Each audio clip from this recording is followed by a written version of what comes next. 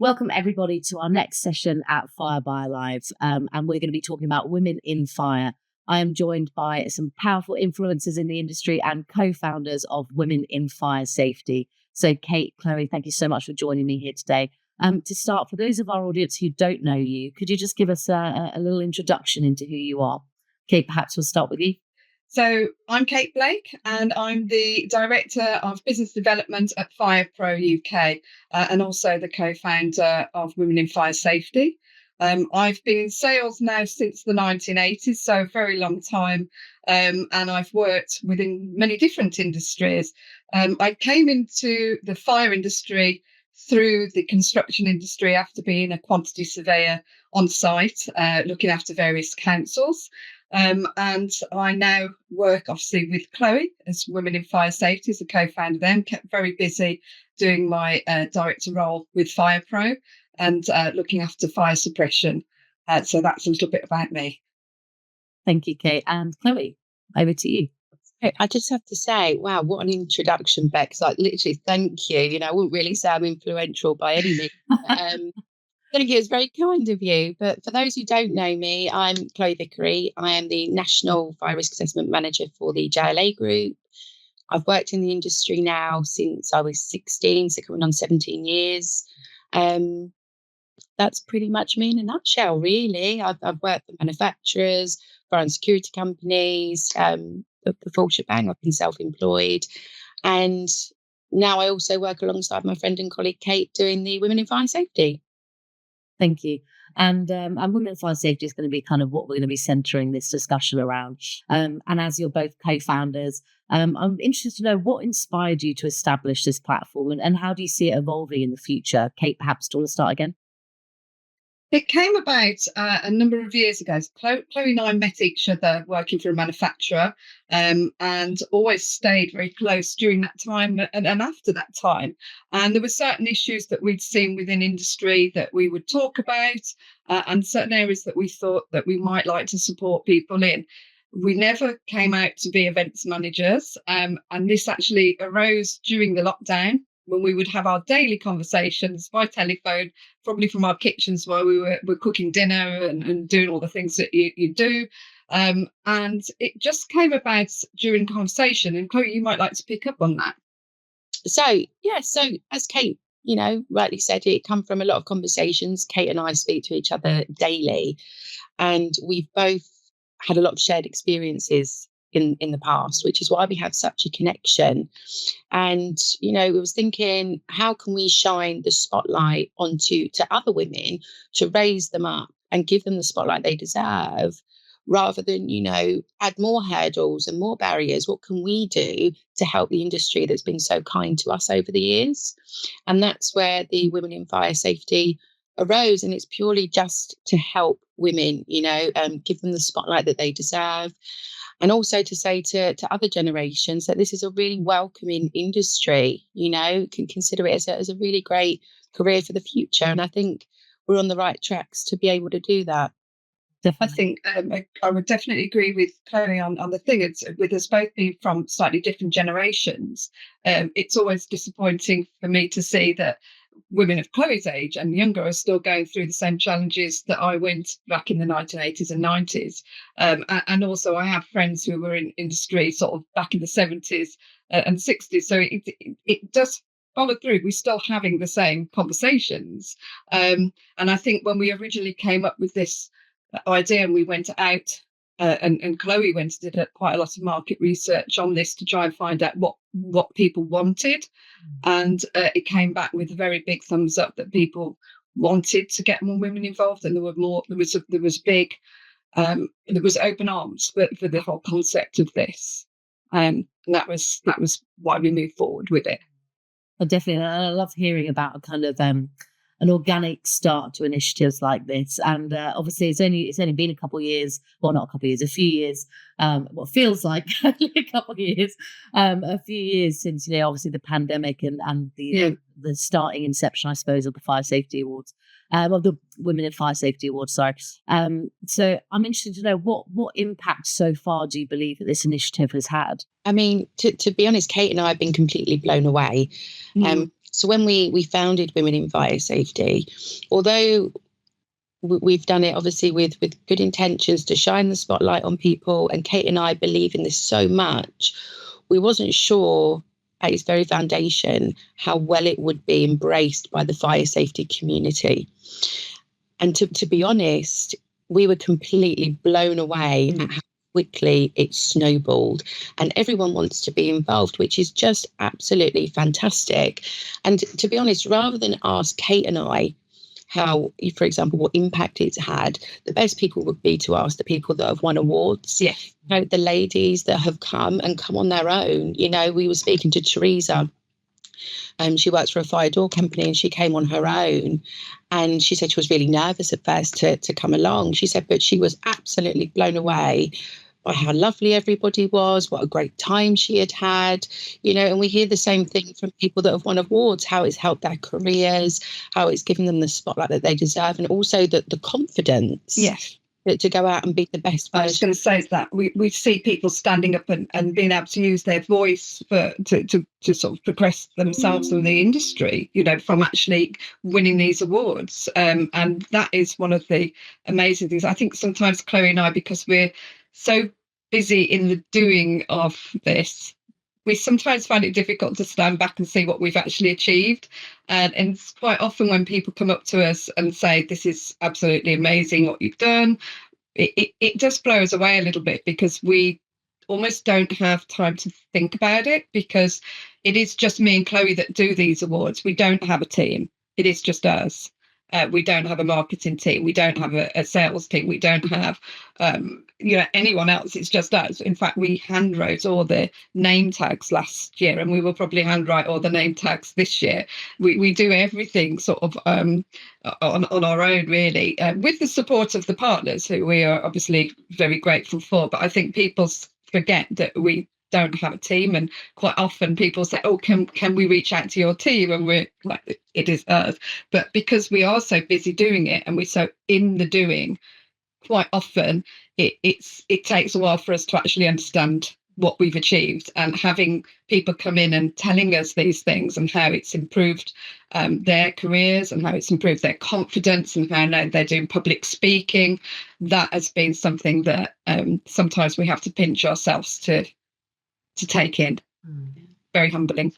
I mean, that's fantastic to hear, you know, just how much impact has happened over such a small time. And I'm sure, like you said, you're blown away every time you talk to another winner, or you talk to another attendee. And that's what we love to hear. And I'm sure it will soon snowball, and you'll have a huge marketing team and sales team to help support you in the future endeavours.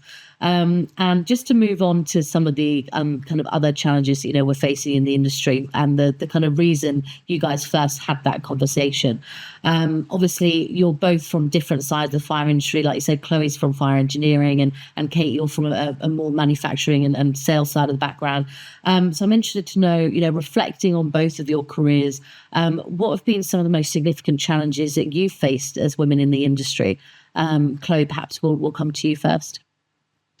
Yeah, certainly. You know, I've tried to address this at every single awards, you know, about the challenges. And when you work in male-dominated industries, there are generic topics which could be, for example, you know, being the only female in a room, in a meeting, constantly feeling like you have to go above and beyond to prove competence, you know, having struggles. You know, I'm currently on maternity leave. There are women, for example, that have challenges when they do become pregnant, you know, that still happens, unfortunately. There are challenges not just with people in the industry, but also the wider stakeholders in the public. For example, if you attend a site as a fire safety professional as a female, sometimes they think, and they're a bit shocked at, why are you here? You know, they was expecting a male. And I would probably be, you know, a millionaire for the amount of times I've arrived to sites doing assessment, and they've said, oh, I was expecting a man. And the problem that you have with that is you feel that you're suddenly on the back foot, and you have to prove to somebody that doesn't know anything about fire safety that you know what you're talking about. You know, and that's it's a huge struggle. And I know a lot of women can really probably connect with what I'm saying here. But there's also another elephant in the room, which I don't think a lot of people talk about, and they really, really should, in male-dominated industries, and it's something called Queen Bee syndrome. I've been on the receiving end of it. I know Kate has been on the receiving end of it. And it's something that I'm really, really trying my hardest to break down barriers, to create that network and create a safe environment for women, from women as well. Because when you have a male-dominated industry, sometimes you can have a particular character that wants to be the only woman in the room. And that can sometimes cause friction and bullying. And that's something that I'm really, because I've been on the receiving end of it, trying to address and say, look, you know, as well as going through all these hurdles that we all go through together, let's just be kinder to each other and more welcoming to everyone in the industry as a collective. Definitely, I completely agree. And Kate, I'll come to you in a second as well, because I'm sure you have some similar experiences. Yeah, I think, you know, from what you said, you know, it can be perceived as a controversial point, but actually it's a very valid point. And I think we suffer it in all industries. And I think it's difficult because I think a lot of that queen bee syndrome that you just, you know, spoken about is a reflection on the kind of societal pressures or industry pressures to be recognized. And if you have somebody who is being recognized in your company or in your business or on a site or doing a panel or anything like that, there's probably an indication of a little jealousy, or why am I not doing that? Why am I not being recognized? And therefore they lash out in different ways. Yeah, it's a difficult scenario, but creating that kind of safe space for women to actually talk and have that open dialogue with each other and try and overcome some of those challenges, you know, I think that's a great thing and that's a positive thing.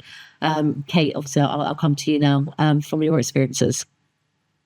Well, very similar to Chloe, really. I mean, I went into industry many years ago, and I think in some respects I probably became complacent with the fact that I was the only woman at the table, and thinking one day this is all going to change for everyone.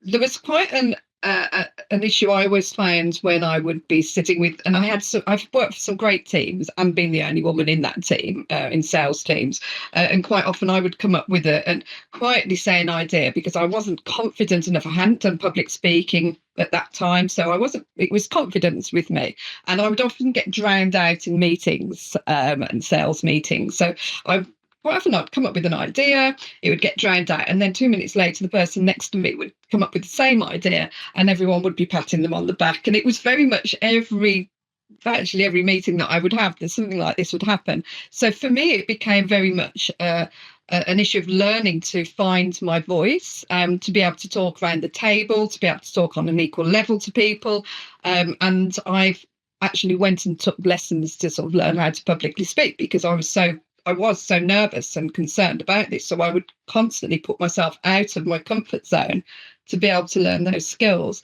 And I think, again, for me, looking at the whole changes within industry over the last 20 years, my experiences sort of working in mainly male environments actually haven't been that bad because the men I've worked with have been really wonderful, and very supportive. You know, they've wanted that sort of equality that we look for and crave for.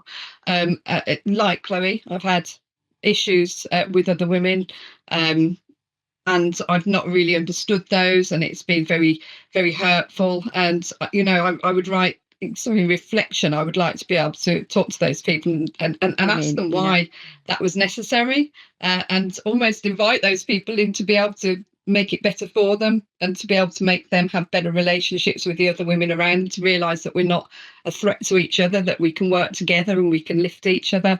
But all these experiences together did actually put me down the counselling route. So I became an accredited counsellor and coach. So I learned that because I wanted to help. And I think that's where me and Chloe come from very much in this whole area, the problems we've had. And in fact, one that was very interesting to me once was when I was asked when you get your 5 year, what do you want to do in 5 years? And I said, well, I'd really like to be able to stand and help other women in industry. And the answer was, you can't do that, Kate. You're down here, not up here like us. You have to realise that. And that was the answer. A year later, I had a best-selling book. So that really really showed them. Well, But that's the best one to say. yeah, but success is always the best revenge, isn't it, on those sort of areas? But it is about providing a safe space. It is about empowering yourself to be able to have a voice in those spaces, but also letting other women know who may be feeling threatened that we're not there to threaten them. We're there to work together, to help each other. We've never been sort of an anti-men group either, because we've had so many advocates that are men in the industry, which is why when you come to our awards, you'll find that it's very 50-50. And I think, Chloe, we've had some of the feedback we've had about that from some of the younger men who've come into the industry. So they really enjoy our event for the reason that it is very 50-50, whereas a lot of the other events that are held are very predominantly male in there, and it's easier for them to network as well in our group. So yeah, Definitely. And challenges. Sorry, I mean, it's just to add on to that, because a lot of people don't address this subject, but age diversity in the industry is very an important topic as well. It's very important. Because likewise, we women in fire safety, we're trying to encourage more women. We're trying to raise the spotlight on women and create a community of women. But on the same token, at the same time, you've got young people coming into the industry, both male and female. And it could be quite daunting, So we're trying to raise the platform for both men and women as well, younger coming into the industry, to help them learn how to network, communicate, and we try to create a fun atmosphere, So it's very, very Instagrammable and something where you just feel really relaxed and welcome. I think as an older woman, sort of looking at the younger generation now, and people of Chloe's generation having children in industry as well, I remember sort of very much being put in a box when I was a single mum at the time with 2 little boys, and I was very much put in the box of a mum's job. And I can actually remember when I went for a job, for my first job after sort of having a divorce, having two little boys in the 1990s.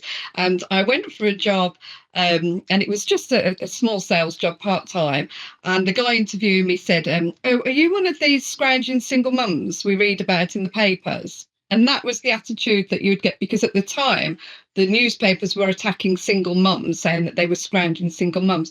And when I see now that, mums are still given a hard time, it is tough being a mum in business. I can remember turning up at work with my 2 boys, trying to get them to school, both fighting in the back of the car, me getting to work in absolute tears, and an older lady saying to me, you'll always be balancing plates, and you'll always feel guilty being a mum.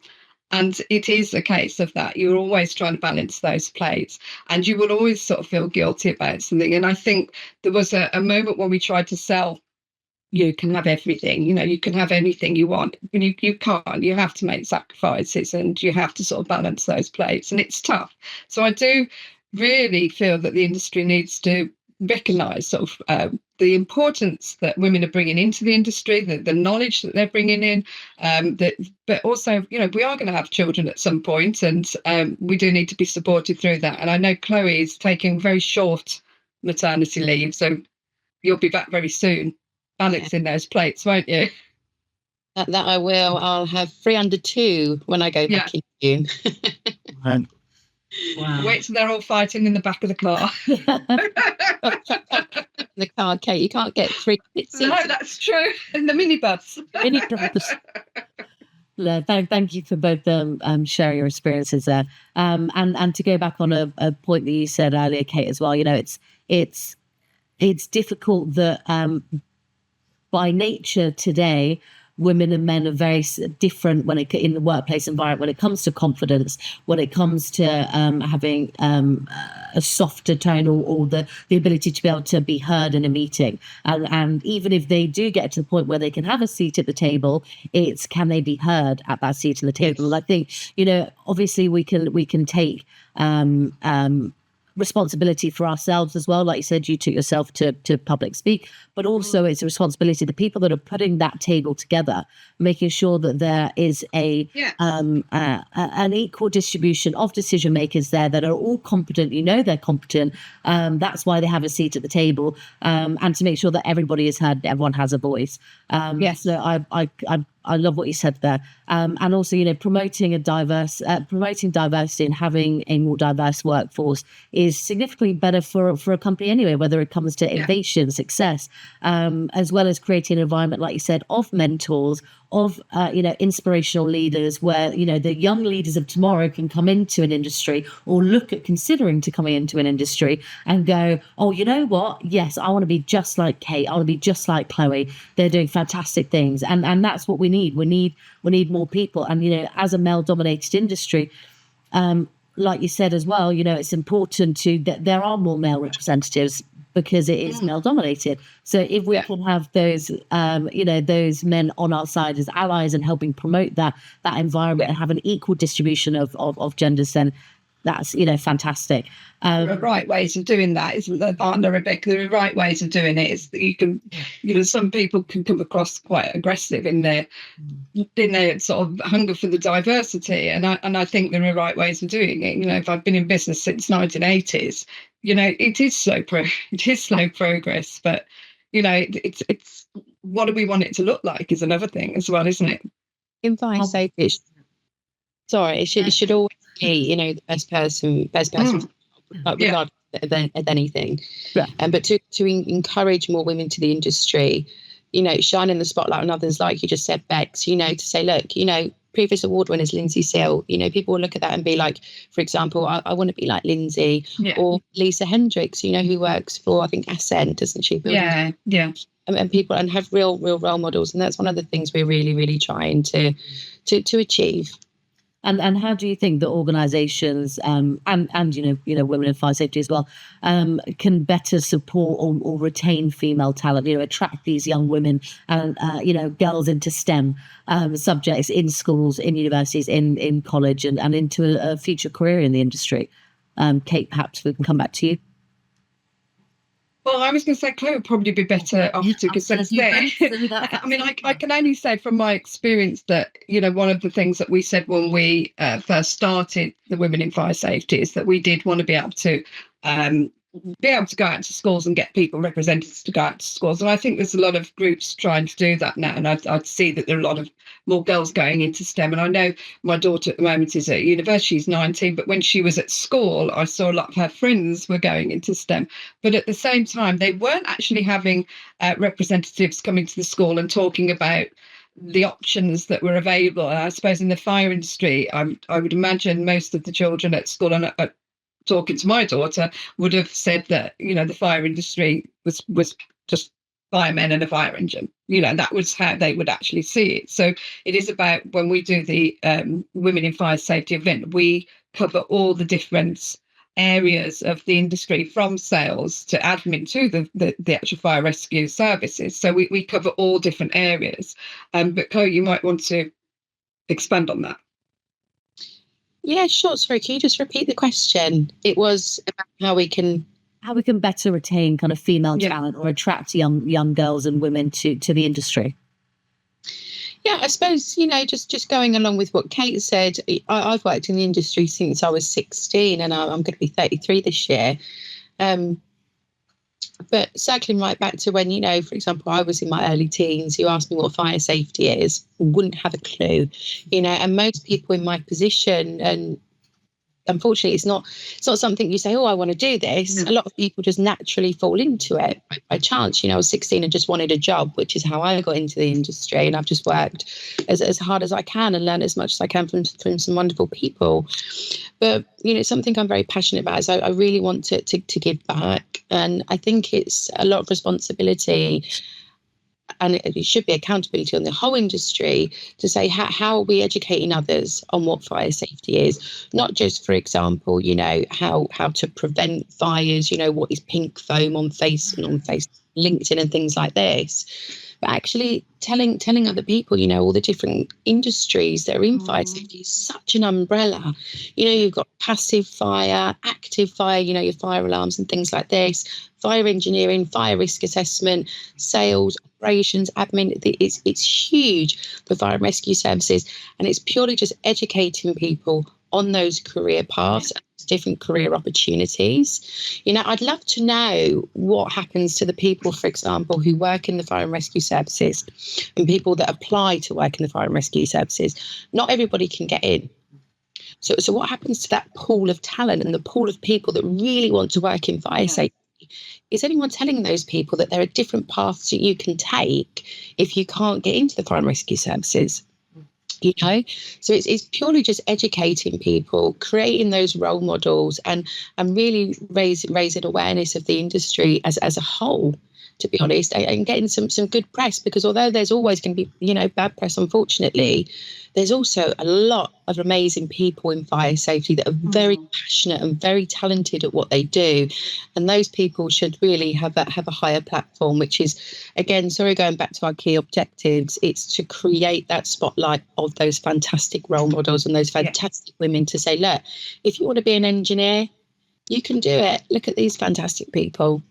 No, definitely. I think we put ourselves as the facilitators of women in fire safety, because we are inspired every day by the people who are nominated, by the people we see working in the industry, which is why we are so passionate saying, put in nominations, because we're inspired daily by the people in our industry.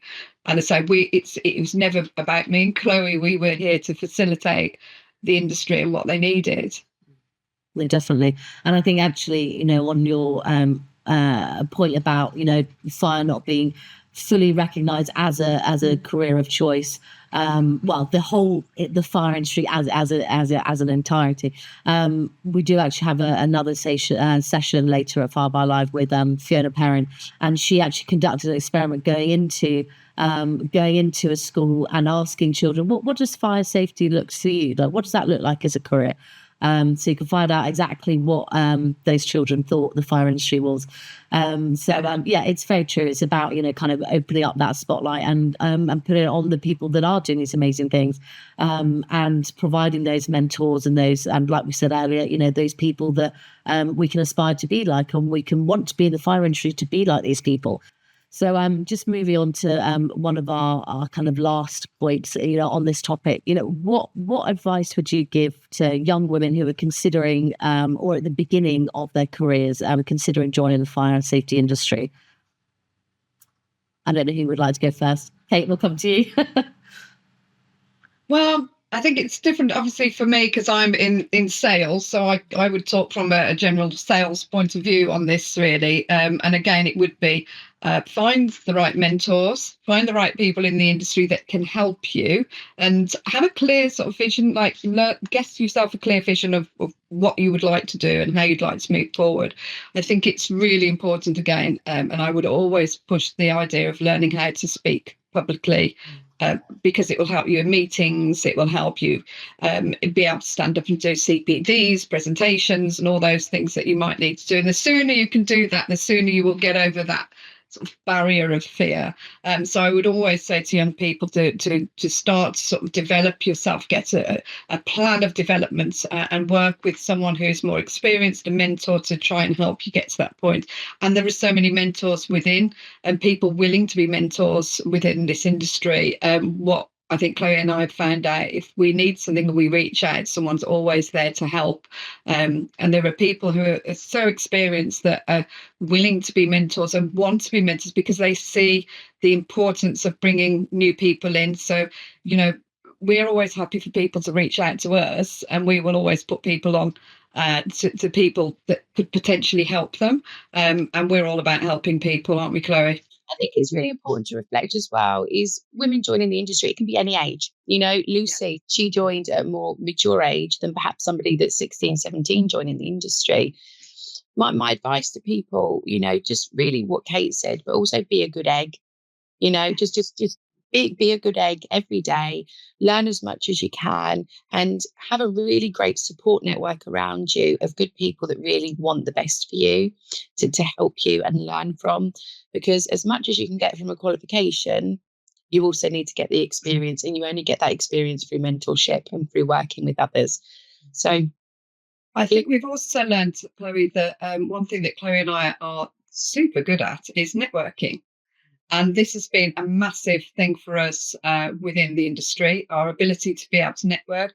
WIFS wouldn't be around if Chloe and I weren't so good at networking. You know, we know how to put something in front of people and discuss different issues within the industry without coming across as potentially quite militant or anything like that. We are able to talk about the issues within the industry. And I think a lot of that is down to our ability to network and be authentic. You know, we always be authentic to yourself within industry. Don't always try and be, so you can want to be like someone, but always take your own personality into that. I think that's really important. I think that's, again, what we deliver with Women in Fire Safety. It is very authentic. It's not very sort of tight-lipped corporate type of event. And we want to be open. We want to be authentic. We want to encourage other people to be authentic, and we want to be able to lift people. You. Definitely. So yeah, authentic networking. And I think we'll be coming on to talk a little bit more about that. Yes. So lastly, let's talk about what is the future of Women in Fire Safety Awards? Where are you guys heading? What's next? Chloe, we'd like to come to you. Sure. So what's next for Women in Fire Safety? I suppose just going through everything we've spoke about really inspired us to create something called the WIFS Club. So the WIFS Club is going to be a networking event, and we understand that everybody that would attend has different requirements. For example, Kate might want to go to do business to business, whereas you might have somebody that's new into the industry of any age that's perhaps not as confident in networking. So when they go, they may perhaps want to attend one of our events. We're going to do 3 a year to learn how to network, but actually get some hands-on experience in how to do it. So we're going to have, for example, 5 or 6 really experienced networkers in the room. And if they see that somebody's perhaps, a little bit shy, not as chitty chatty or standing with a drink on their own, they'll go over to that person and try to have like a conversation, encourage them to kind of come out their shells a bit more and get more confidence. So the WIFS Club, it's going to have kind of an exclusive vibe. We're going to do 3 a year, and it's going to be very limited on numbers. So we'll probably have around 50, maximum 60 people. And the reason for that is when you circle back to our first awards, we only had about 60 people that came. And everyone that came that night, and they've come to subsequent awards after that, will always have the first one as a special place in their heart. Because when you have a small group of people, it's really easy to make connections with people and have a stronger bond, which is what we want to create through the WIFS Club. Obviously, we have our main event on the 12th of September. At the moment, we have put the nominations out on the internet at the moment, on the website, on the womeninfiresafety.com, where you can find your nominations and all the details for that. But again, yes, circling back on what Chloe said there, with the WIFS Club, this has been something we've been asked for a long time. People have been saying, what more can we get involved in? Because they absolutely love it. And if we circle back again to the first one, as Chloe mentioned, we had 60 people come. It was during the break in the lockdown. I think it was 2021, and there was a little lift of the lockdown. We got everyone down to a small hotel in London. We live streamed it. Someone ordered sandwiches in the middle of the evening because there was no food, but everyone had a really good time. We had some people arrive on their own that didn't know anyone, and those people, you will see them now at events now because they're all best of friends. They've worked together and networked together since. The event since, so 2022, we had about 420 people. We had 450 people last year.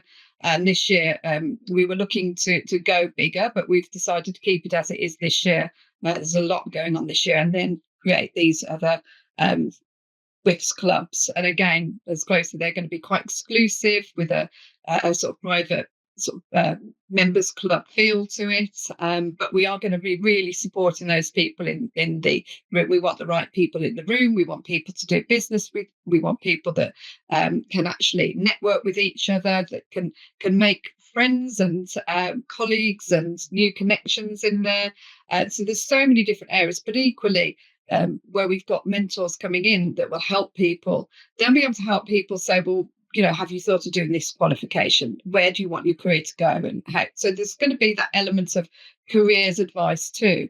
And I think if we go back as well to what Chloe said before about people coming into the industry at different ages, we all have to work longer these days. So it's not just about the young people. Sometimes as older people come in, they know they're going to be working a lot longer. We want to know where our careers are going as well. So there's all going to be that advice in there covering each other. Business will be done. People will be getting to know each other better. People will be learning how to build their confidence. There'll be people that can help people if they want to learn how to publicly speak. There's going to be so much support in those.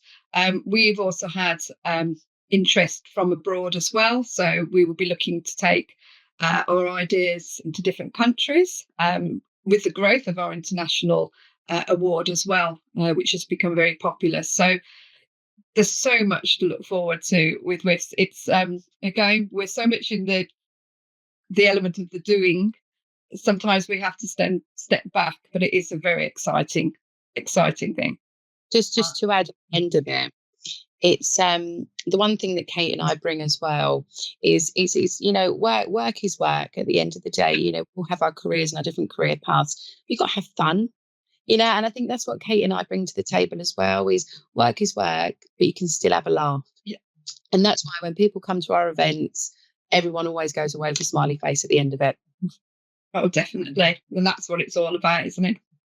Well, definitely. I mean, you can tell just by the dynamic nature that you guys are speaking with, the passion and the excitement and the kind of the happiness actually that is coming from, ebbing from you guys is obviously, transferring through to your event. So it's very exciting to hear exactly where you guys are heading next. And obviously I wish you the best of luck and hopefully I'll be attending one of them.